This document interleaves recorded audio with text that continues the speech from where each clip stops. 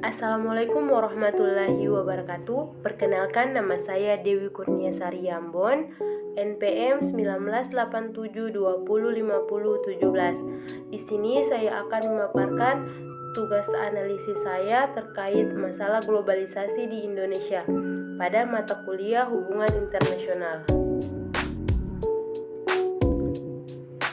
Fenomena globalisasi merupakan sesuatu yang tak terelakkan, sesuatu yang pasti terjadi. Selain memberikan manfaat secara ekonomi, namun membawa juga implikasi pada banyak aspek kehidupan manusia, yang pada akhirnya masyarakat agar dapat melakukan adaptasi atas perubahan-perubahan yang terjadi. Misalnya saja, perubahan arus perdagangan internasional membuat produk yang diciptakan negara di belahan benua lain dapat dikonsumsi oleh masyarakat. Pada masa sekarang, globalisasi telah menjadi sorotan sekaligus menjadi masalah yang sangat tajam di Indonesia.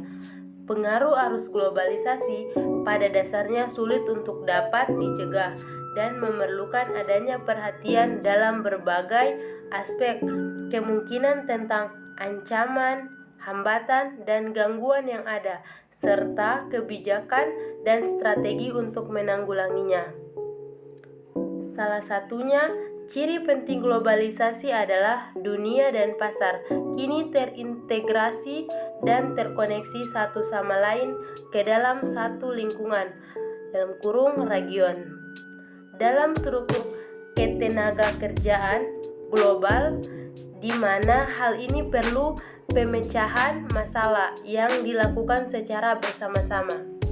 Globalisasi juga telah mengubah dinamika perekonomian nasional, yang mana mekanisme pasar jauh menentukan ketimbang pemerintah. Berkurangnya peran pemerintah dikhawatirkan menimbulkan persaingan yang tidak sehat dan mengorbankan pelaku ekonomi dengan daya saing yang rendah. Lantas, bagaimana dengan keadaan perdagangan dan investasi di Indonesia? Tampaknya keadaan perdagangan dan investasi mulai mengalami perubahan secara perlahan.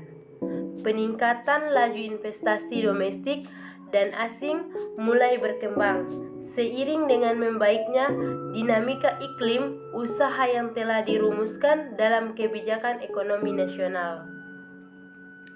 Selain pembangunan ekonomi, pengembangan SDM menjadi kunci pembangunan suatu negara. SDM yang berkualitas adalah modal pembangunan.